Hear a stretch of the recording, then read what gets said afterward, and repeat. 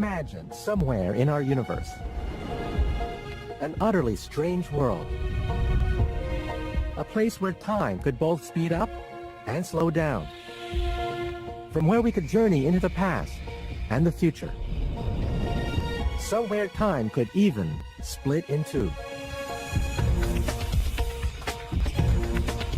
Incredibly, this is no alien world. It's our world, and it's all around us. Now, for the first time, science is enabling us to see what for thousands of years has remained hidden. The true nature of time.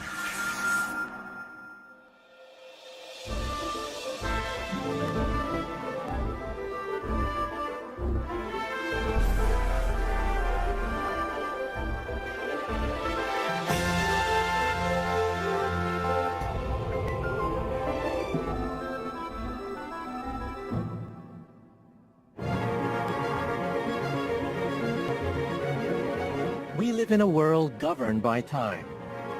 From the tiniest of cells to the most distant of stars, our entire universe is subject to the beat of a constant clock.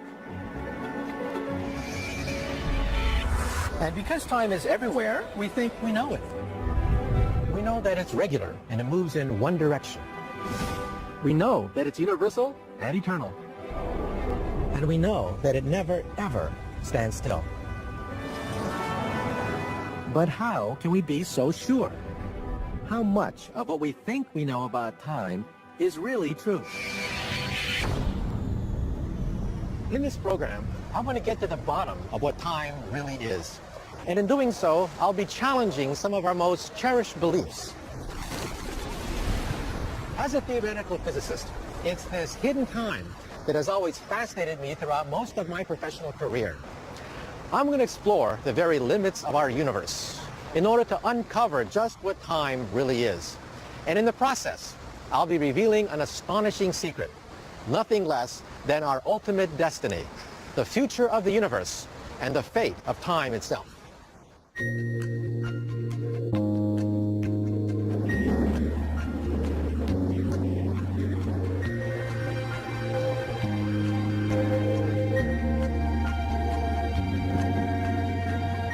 Of all our assumptions about time, one of the most obvious is that time is regular.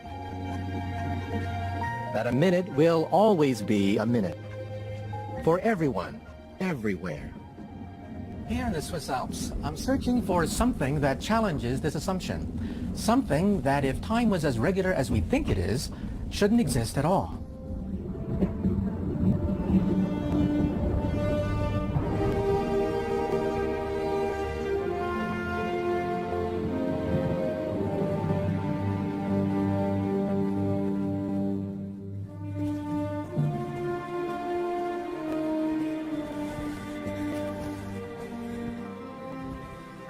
Well, I'm now 11,000 feet above sea level, and I'm out of breath, and I'm actually feeling a little bit dizzy. Now, the bad news is, I still have a ways to go to reach the top of the Alps, because what I'm looking for is something that becomes more plentiful the higher you go.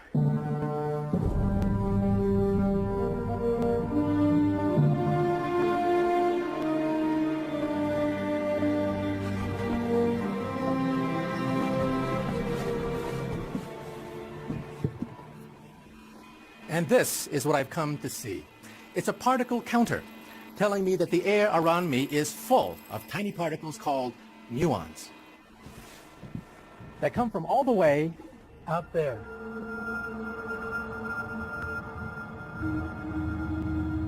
Muons are short-lived particles formed when cosmic rays from space collide with the upper atmosphere. But the big mystery is how they come to be down here on Earth.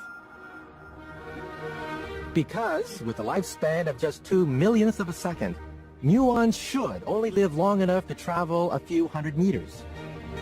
And yet, here they are, after a journey of several miles, something that shouldn't be possible. So what exactly is going on? The answer to this mystery, the reason why muons can reach us at all, is so extraordinary that from the moment it was first proposed, it literally rewrote the rule book of time.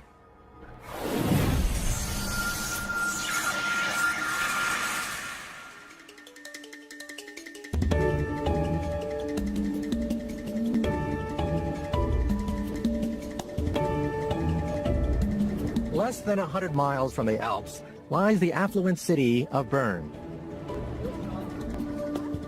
In the early 1900s, this was home to a young German physicist who would change the way we looked at time forever. His name was Albert Einstein, and he's been my hero for the past 50 years. Shortly after arriving in Bern, Einstein was offered a job. This building was once the Office of Intellectual Property. It was here that Einstein spent 7 years as a patent clerk, assessing the technical merits of inventions ranging from refrigerators to radios. One technology in particular had a huge impact on the young Einstein. Between 1901 and 1904, the number of patent applications for electrical clock devices almost doubled. And that's because time was fast becoming the issue of the day. This is the famous clock tower, which has stood in the middle of Bern for the past 200 years. Einstein must have walked past his clock every day on his way to work. But back then, clocks were so inaccurate that this one, and one in Zurich, a mere 75 miles away, would have differed as much as 4 minutes.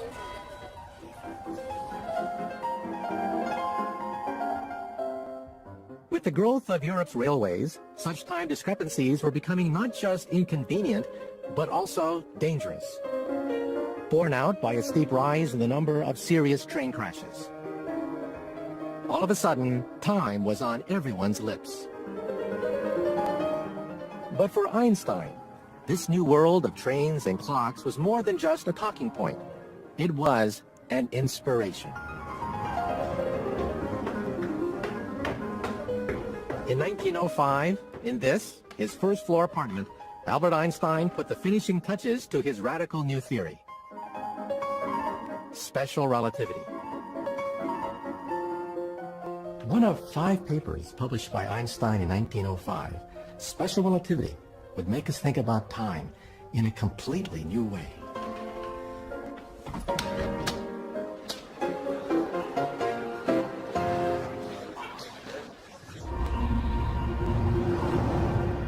Einstein's astonishing claim was that time was not regular at all. It could beat at different rates. Time changes, depending on relative speed.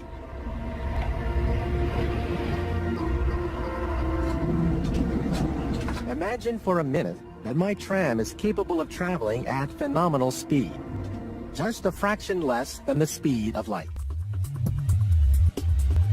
According to special relativity, the rate at which time flowed on this speeding tram would depend on whether you were on board or looking in from the outside. So while for me, it would seem as though time was passing perfectly normally, for me, sitting on the pavement, assuming I could somehow peer inside the tram, time would assume a totally different quality. Looking in from the outside, I'd sense that time on board the tram was passing much more slowly.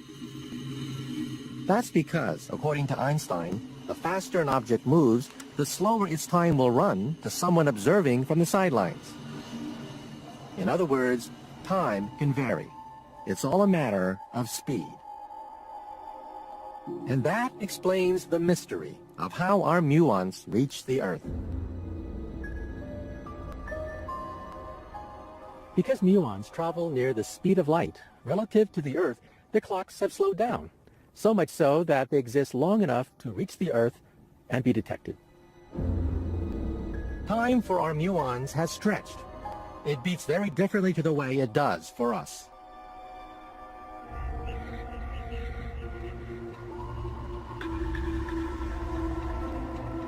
For hundreds of years, time had been seen as fixed and immutable. None other than the grandfather of modern science, Sir Isaac Newton, had pronounced that time exists in and of itself, without reference to anything external. But we now know that time isn't set at a fixed rate. Time is not absolute. Now, the effects of special relativity are so small that they have no impact on our daily lives. But the fact that they are there at all has changed everything. Because if time is relative, if time is flexible, then our belief in the immutability of time is wrong. And if we can be wrong about something as basic and as fundamental as this, then in what other ways might we be mistaken? Time has intrigued humanity throughout history. More than 1,500 years ago, a former heretic turned Christian bishop wrote a treatise on time that's as provocative today as when it was first written. What we have here is the first English translation of Augustine's Confessions. Augustine was a 4th century philosopher and theologian, and the Confessions is his autobiography. But besides relating incidents in his life, it also contains some fascinating reflections on the nature of time. And he starts with a very commonplace reflection, that time consists of time past, time present, and time future. But, says Augustine, the future does not yet exist, the past no longer exists, and the present takes up no time at all. So how then can time exist? Over 1,500 years later, the mysteries of time continue to preoccupy philosophers. But there's one thing most of them are in agreement about. Time is very paradoxical. It involves notions of eternity, of infinity, of beginnings and endings. All these are extremely difficult notions to grasp. But that doesn't mean to say that we have to banish temporal order. It seems to me that we can still make sense of time as being an ordered dimension of events.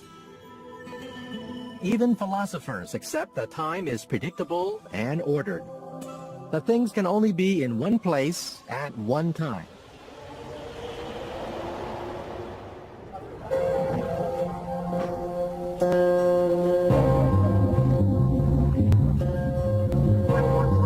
Did either of you play cards?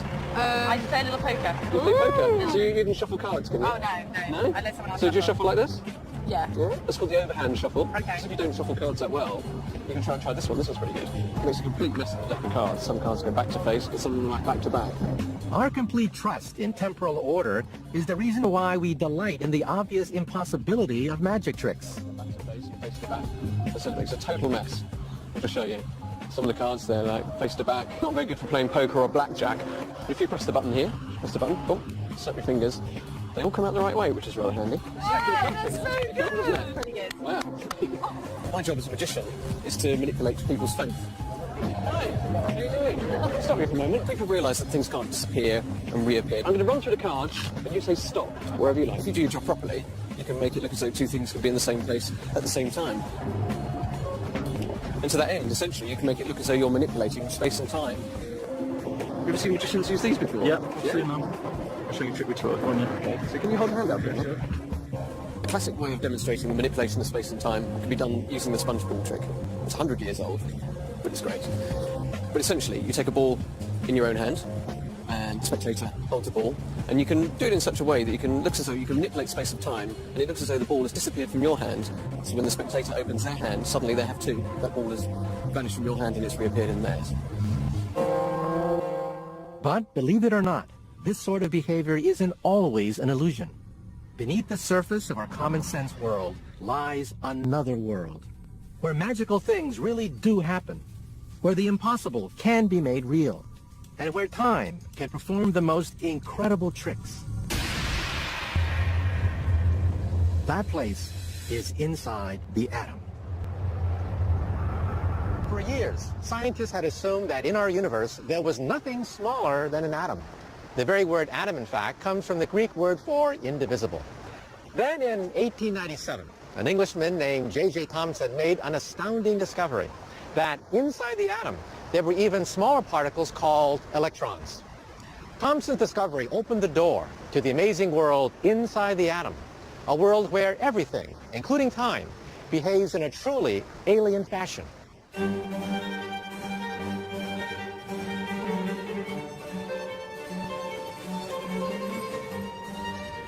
Physicist Ian Walmsley has been studying this microscopic world for almost 30 years. When we get inside the atom to this world of subatomic particles, the ideas that we have about the way the world works completely have to change. We can't think in the same sorts of common sense terms that we think of in everyday experience. In fact, this subatomic universe is so strange that time becomes chaotic. A startling discovery that emerged from the study of light. Light consists of individual particles called photons, known for their wave-like properties. Waves have a very interesting sort of phenomenon. It's called interference. When two waves come together, they can add together and reinforce one another, or they can cancel one another out. And this interference is a ubiquitous property of all waves, not just water waves, but also light waves. But in the early 1900s, scientists noticed something very odd about these light waves, something that proves that time isn't always ordered. In this reworking of a classic experiment, once described as the most beautiful in physics, single photons, or particles of light, are fired down a darkened tube towards a camera, one at a time. So we have here a very simple apparatus. It consists of a light bulb at this end and a camera at the other end that can register the light. And in between, the light encounters a pair of slits etched onto this piece of glass, through which the photons can pass on their way from the source to the camera. The purpose of the experiment is to study the behavior of photons as they travel from one end of the tube to the other. To begin with, the individual photons are sent through just one of the slits. Each of these dots arriving represents a single photon, so most of them are coming along this point. Some of them lie above or below that point, but the distribution is nice and smooth. Now the second slit is opened up, and the experiment repeated. Each single photon must still pass through one of the two slits, so the results should still be the same. Classical logic would say that what we would get when we open both slits is just the sum of these two detection patterns. But what we actually find is this: an interference pattern, something that should be impossible. What that implies is that the single photon is somehow going through both slits at the same time. It's not making a choice as to go through one or the other, but it's going through both simultaneously. In other words, each photon exists not just in two places, but also in two times. So we have this very strange notion that this single photon can be in two different places at once. It could be delocalized. But we can think also of a single photon being in two different times. So both space and time have become delocalized and fragmented. On the surface, we feel time is ordered, but that belies a different reality. We are totally unaware of the chaos and unpredictability that lies deep within the atom. Not surprisingly, our understanding of time comes from our everyday experience. And it's for this reason that we cling to yet another of our assumptions about time, that it never stands still. In fact, one thing that sets us apart as humans is the knowledge that time waits for no man. That time doesn't merely exist, but is constantly flowing. But one discovery proved that this isn't always the case.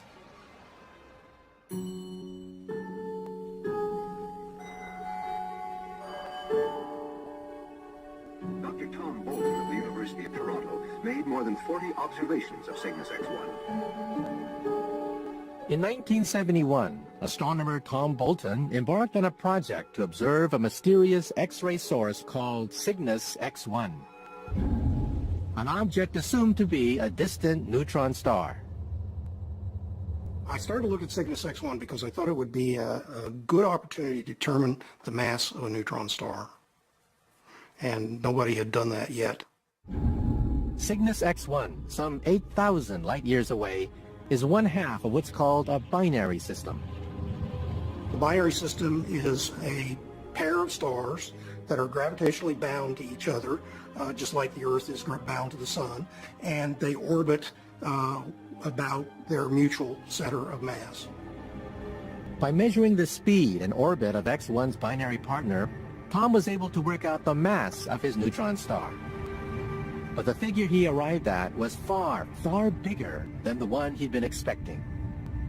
That turned out to be about 10 solar masses with a significant error, but still way too big to be a neutron star. So I had to start thinking about what are the alternatives if it's not a neutron star. There was only one possibility that fitted the data, but it was something that few people believed actually existed. As far as I knew, the only object that would fit that description and produce X-rays was a black hole. So I said so. Tom's discovery caused a sensation. The first incontrovertible proof that far from being a figment of people's imagination, black holes were in fact very real indeed.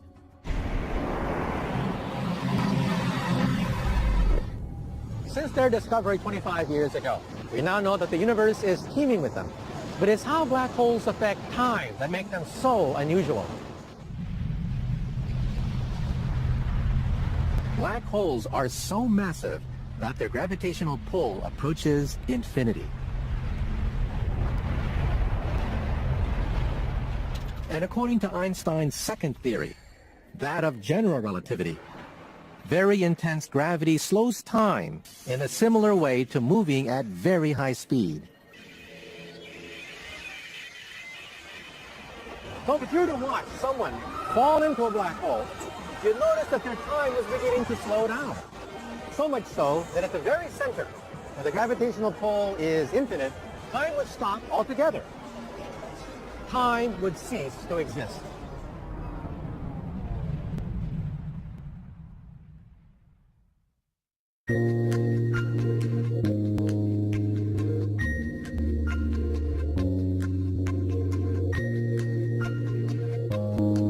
That there are places where time can come to a grinding halt seems frankly incredible. But that's only because we live in such a uniform corner of the galaxy. Warmed by a benevolent sun, far from any extremes of gravity. Beyond our everyday environment, time is very different. Not only is it irregular, it's also chaotic. It can even stand still. But for all its vagaries, there's one thing that time never seems to do, and that's turn back on itself.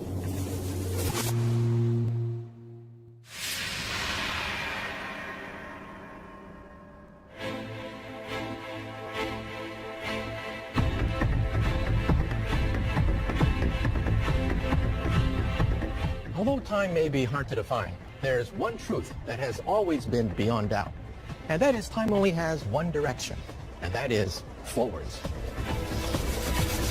Which, when you think about it, is a little odd. After all, my physical environment offers me enormous freedom. In my three-dimensional world, I can go any place I choose. But with time, my freedom to move about is confined to one direction. Of course, in our imagination, it's a completely different story.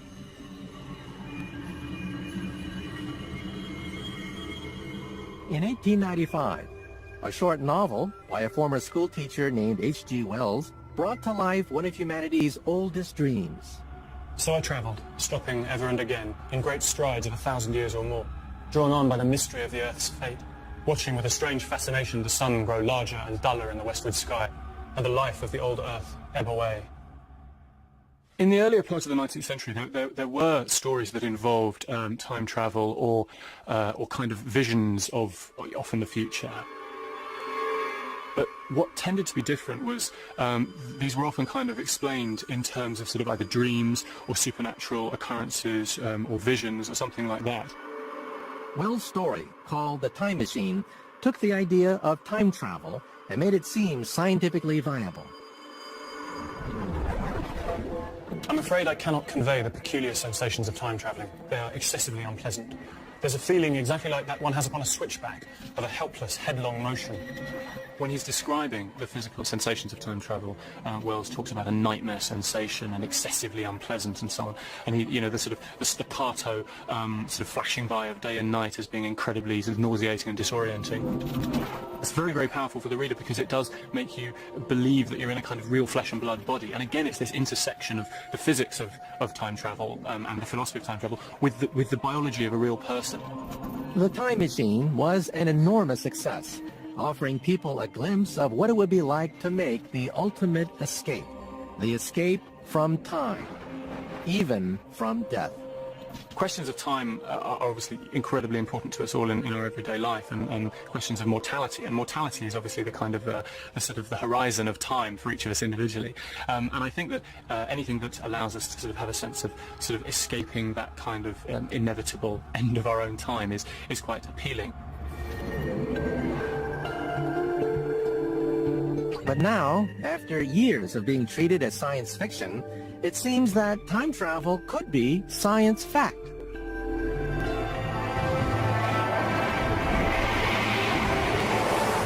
The thing is, the laws of physics don't have any problems with time running backwards. So we physicists believe that it just might be possible to build a time machine. The only obstacle we face is one of engineering. That's because the theoretical blueprint for our time machine already exists. A machine that's secret lies deep within our microscopic universe.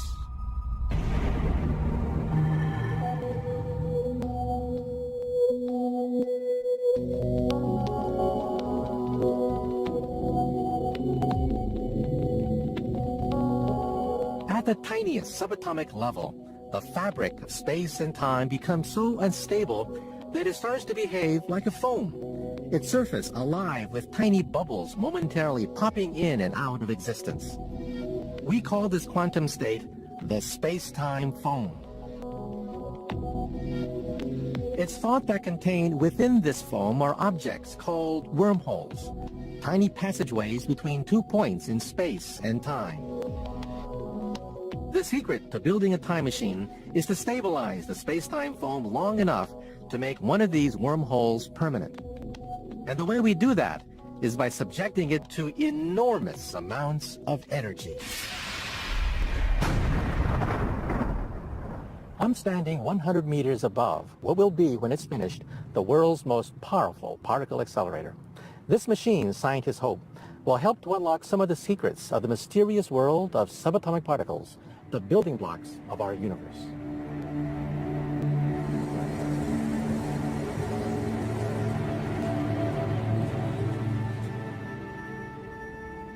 This tunnel is 27 kilometers in circumference, and it houses the accelerator. Inside this chamber, 2 beams of subatomic particles will be traveling in opposite directions, boosted to near the speed of light.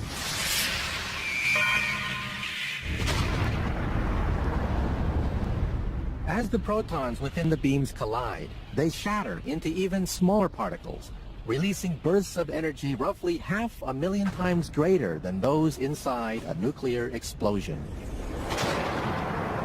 But even the most powerful accelerator on this planet can't produce enough energy to stabilize a space-time foam. To do that, our particles would have to be moving even faster, and that would require an accelerator of truly enormous proportions. By adding even more energy, blasting the plasma with lasers, we can finally stabilize space-time foam, long enough to pluck out a minuscule wormhole. The next task is to enlarge it, and even that is scientifically possible. In 1948, a Dutch physicist named Hendrik Casimir introduced us to a mysterious new force called negative energy, complete with anti-gravitational properties. So far, we can only create minute quantities of this in the laboratory. But one day, if we can create enough negative energy, we might be able to increase the size of a wormhole. And this is how we think our wormhole would look. Each end a sphere, held in place by an electric field, invisibly connecting 2 points in space and time. By subjecting one end of the wormhole to a huge gravitational field, we could bring its clock almost to a stop. This turns our wormhole into a time machine. Both ends existing in the same place, but at different times. Our ability to build such a machine is still some way off. But just knowing that time travel is possible is enough to turn yet another of our assumptions on its head.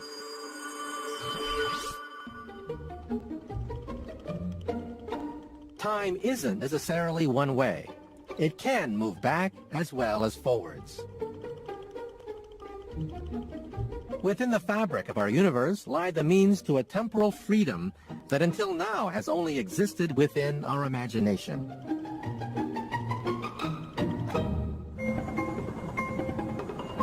So what would we make of the chance to cruise through space and time? To visit the past, perhaps even to change it. I have here 2 tickets to take you back in time. You know, take a journey back in time, most definitely. You could change an incident in your past. Would you go back and do it? I think the Titanic. I'd probably go back to my teen years. What about telling the captain, by the way, there's an iceberg coming? Would you do that and interfere with I don't know if I'd interfere with history. I think that if you actually change something for the better in the moment, it would actually expand something for the positive in the future. I wouldn't alter, because then you start playing God, and then that's not right, so. These are like a one-way ticket, and you couldn't come back to the present. Would you still want to take that trip? I wouldn't want to go back and not be able to come back to what I know and my children. I don't believe I'd take the ticket. I think the present's pretty good. Living with the past fixed and the future unknown makes us feel secure in time. Change that, and you change everything. So far, we've seen how time, which appears to be so regular, can in fact be quite flexible. We've seen how time can behave in such unpredictable ways. And as we understand more about time, it's even becoming possible to solve perhaps the greatest mystery of them all. Whether time is eternal. Over the last 100 years, it's become increasingly clear that our universe, and hence time itself, had a beginning. But that raises another question. If time had a beginning, will it also have an end?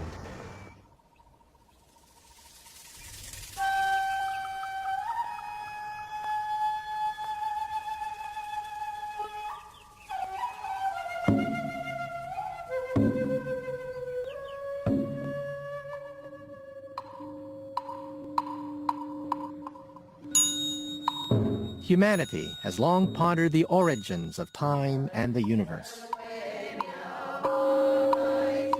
Almost every religion that has ever existed has had its own creation myth. When I was a child, I remember being so confused about how we got here. And that's because I was brought up in between 2 faiths with 2 very different views on creation.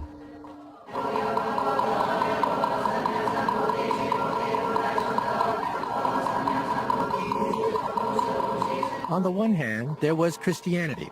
At Sunday school, I learned all the Old Testament stories. Among them, the book of Genesis, describing how the universe came into being in a single moment of divine creation. On the other hand, my parents were both Buddhists. From them, I discovered that Buddhists believe the universe is timeless, without either beginning or end.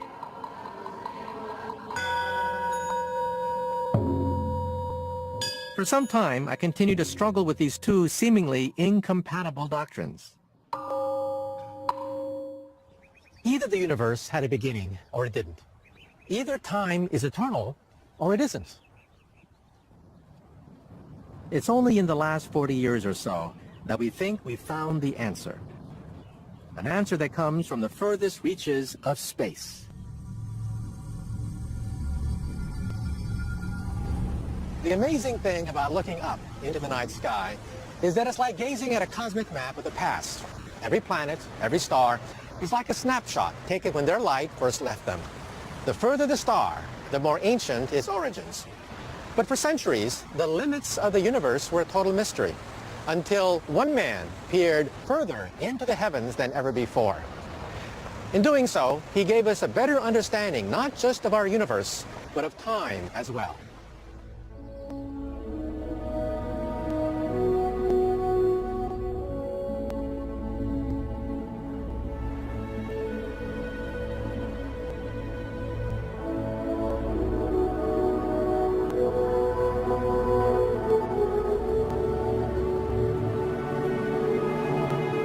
Perched high in the hills above Los Angeles in Southern California is the Mount Wilson Observatory.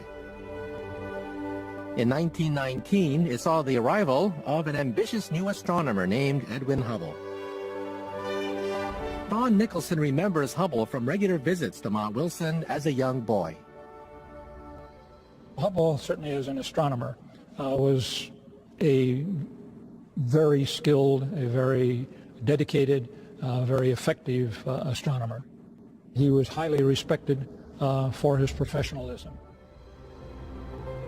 Hubble's arrival more or less coincided with completion of the world's then most powerful telescope, capable of looking further into space and hence further back in time than ever before.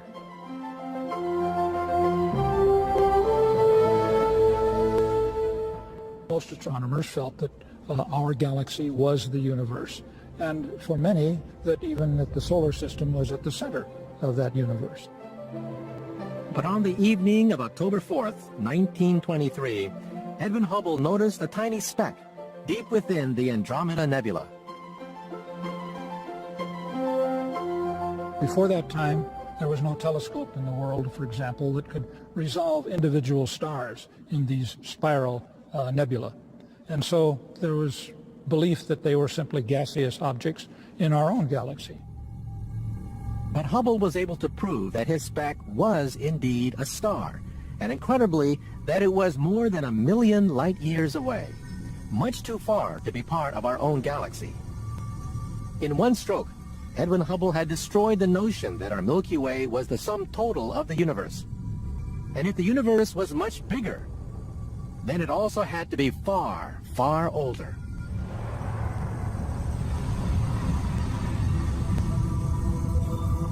But how much older was still a mystery.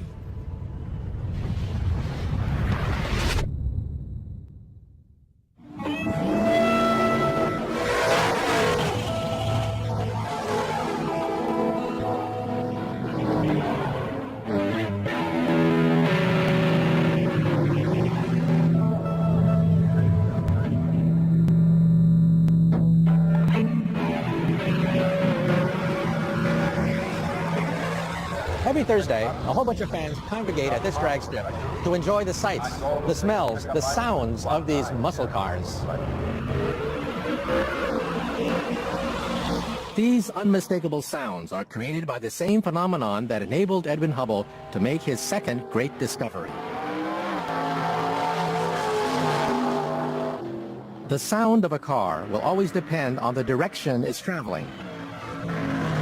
A car moving towards me sounds high-pitched. But a car moving away from me sounds lower-pitched.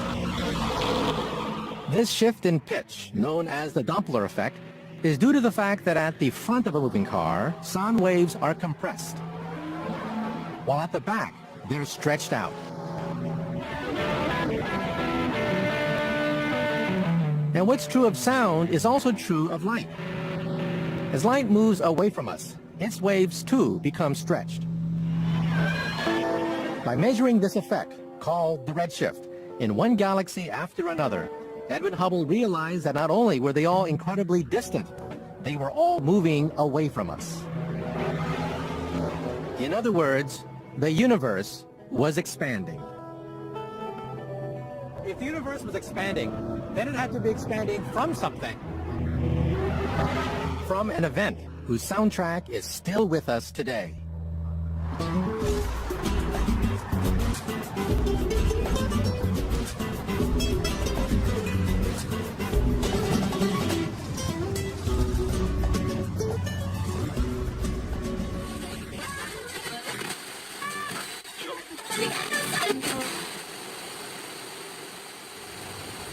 What I'm listening to now are some of the sweetest sounds ever. The sounds of creation. Waves of light from the beginning of time have been stretched so much that we can't really see them anymore. Instead, we can pick some of them up on the radio in the form of static. Although he didn't know it at the time, Hubble's discovery that the universe was expanding led to one of the most important breakthroughs ever made about time, the Big Bang. Once, there was nothing, not even time. But 13.7 billion years ago, it seems that this nothing became everything. When a tiny dot of infinite density spontaneously expanded at a phenomenal rate, giving birth to the universe and everything within it, including time. But if time had a beginning, does that also mean that time will have an end?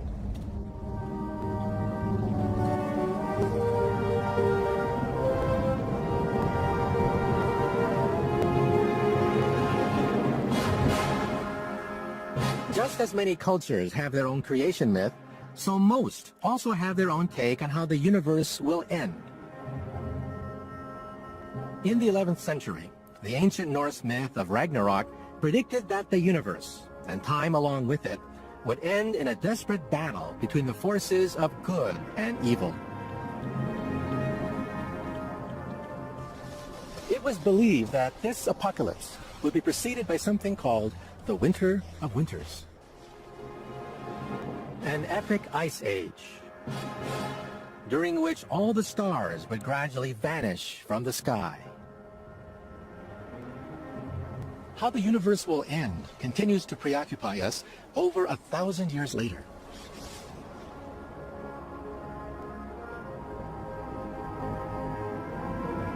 In 1988, physicist Saul Perlmutter joined this quest to discover the fate of the cosmos. It seems like a really philosophical question. Is the universe going to last forever, or is it someday going to come to an end? But in just the last few decades, we finally have both the intellectual tools that Einstein gave us and the practical measurement tools.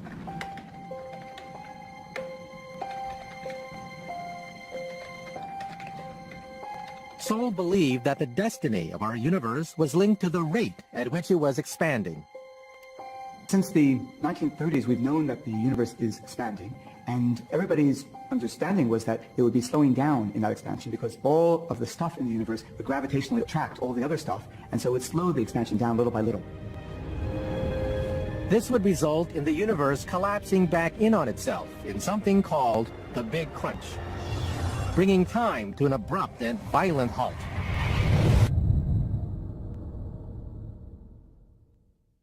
Are there any decisions coming up? Are there any other ones that we're actually going to have to decide something about? To discover just when the universe and time would end, Saul and his team began to hunt for extremely rare objects known as supernovae, the aftermath of exploded stars. There are two things you need to know about a given supernova once you've discovered one. First, its peak brightness. That tells you how far away it is, and hence how far back in time the explosion occurred. The other thing is you want to look at its color through its spectrum. And the more it's been shifted to the red, it's called redshift, the more the universe has stretched since the time of that explosion. There's only one problem with supernovae, and that's finding them. These supernovae only explode a few times per millennium in a given galaxy, and they don't give you any advance notice. So we had to invent ways to find them. What we did is design instruments that could bring large numbers of galaxies into a single image. And now, if we look through thousands and thousands of little galaxies on a single image, we could find the one in which their explosions have occurred. Painstakingly, Saul and his team began to discover one supernova after another. After several years of the supernova hunting, we had built up a sample of some 42 supernovae, and we were finally ready to go back to ask that question that we began the project with: what is the fate of the universe? But the answer they came up with came as something of a shock. When we finally graphed the results, we found a very surprising result. Apparently the universe is not slowing down. It was actually speeding up, and that was the big surprise.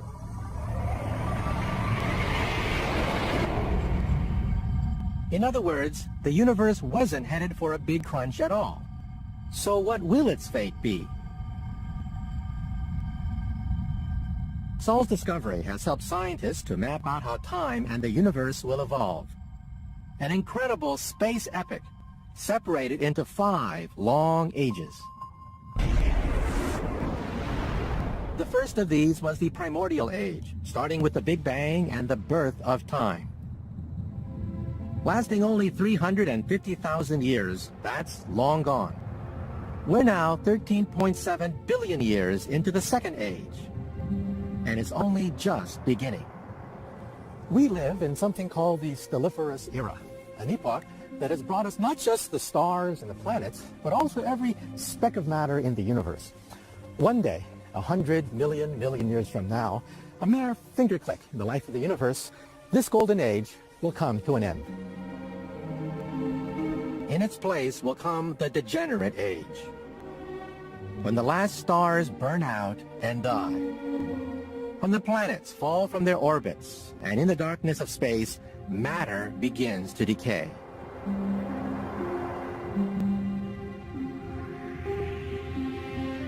After a truly unimaginable length of time, only black holes remain. A fourth age that far exceeds all the time that has ever gone before.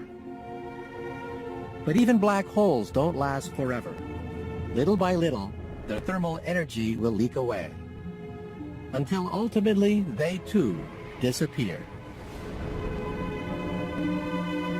So what does this mean for the future of time? Does the death of our universe mean that time is destined to run out?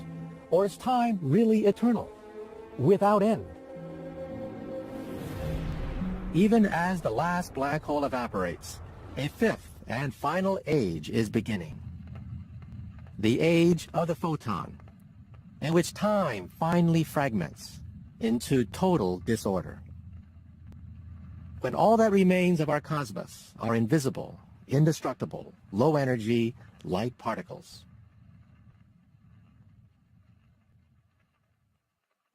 For Saul Perlmutter, this cold chaos represents the ultimate destiny for time. This particular picture of the future of the universe, and we don't know if this will be the final answer, would have time lasting forever. There will be no end to the universe in this particular scenario.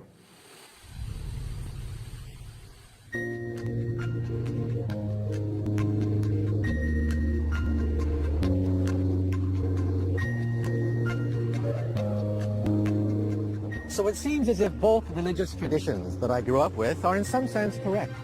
Time is eternal, as the Buddhists believe, but time also came into being at a precise moment, and that fits well with the story of Genesis.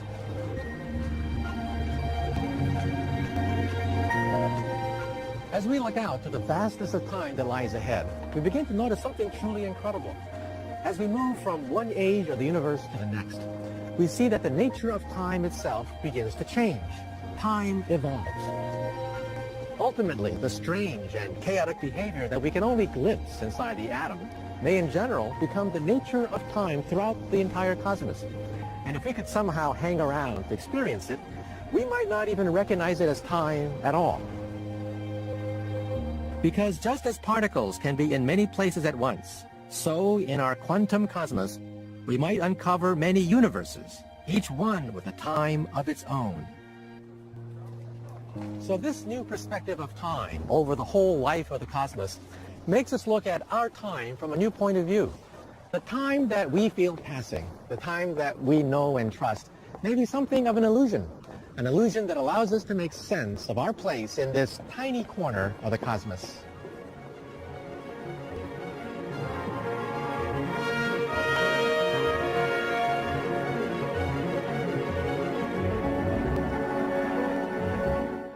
Stay with BBC4 to see Ken Russell's TV dramatisation of Lady Chatterley's Lover. Jolie Richardson, Sean Bean and Sean's rather attractive bottom star next. Lifespan of just 2/millionths of a second, muons should only live long enough to travel a few hundred meters. And yet, here they are, after a journey of several miles, something that shouldn't be possible. So what exactly is going on? The answer to this mystery, the reason why muons can reach us at all, is so extraordinary that from the moment it was first proposed, it literally rewrote the rulebook of time.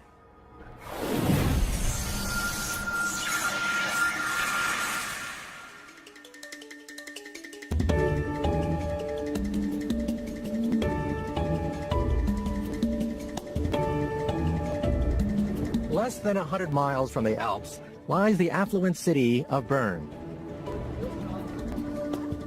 In the early 1900s, this was home to a young German physicist who would change the way we looked at time forever. His name was Albert Einstein, and he's been my hero for the past 50 years. Shortly after arriving in Bern, I'll be revealing an astonishing secret. Nothing less than our ultimate destiny, the future of the universe, and the fate of time itself.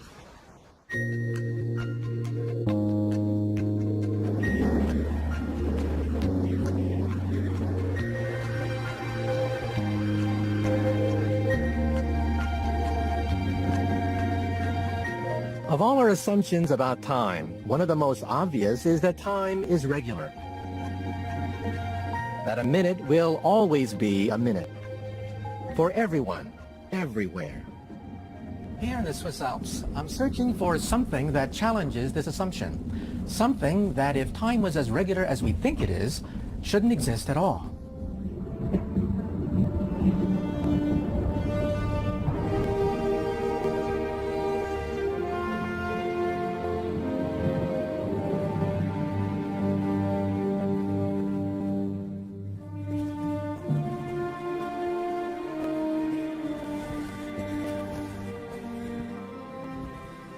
Well,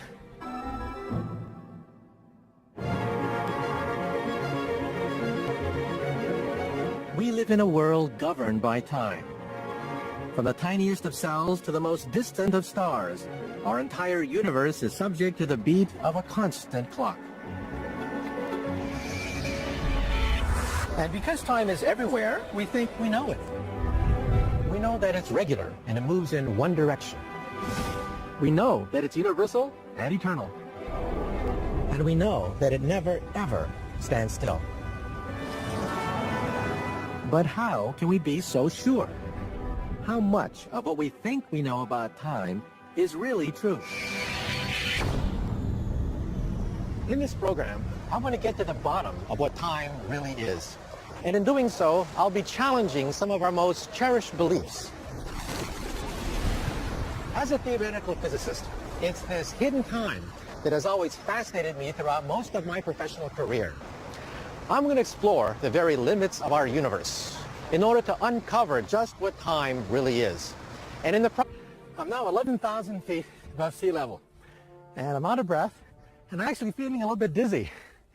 Now, the bad news is I still have a ways to go to reach the top of the Alps, because what I'm looking for is something that becomes more plentiful the higher you go.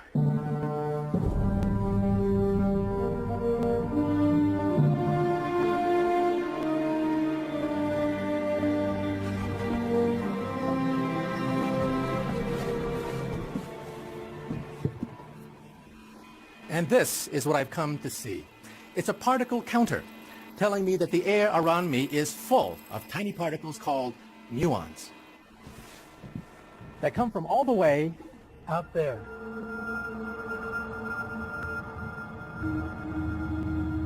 Muons are short-lived particles formed when cosmic rays from space collide with the upper atmosphere.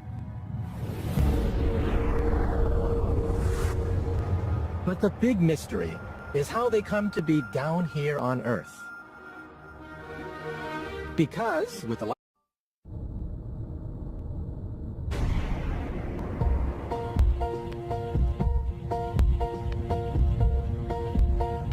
Imagine somewhere in our universe an utterly strange world. A place where time could both speed up and slow down. From where we could journey into the past and the future. Somewhere time could even split in two. Incredibly, this is no alien world. It's our world. And it's all around us. Now, for the first time, science is enabling us to see what for thousands of years has remained hidden. The true nature of time.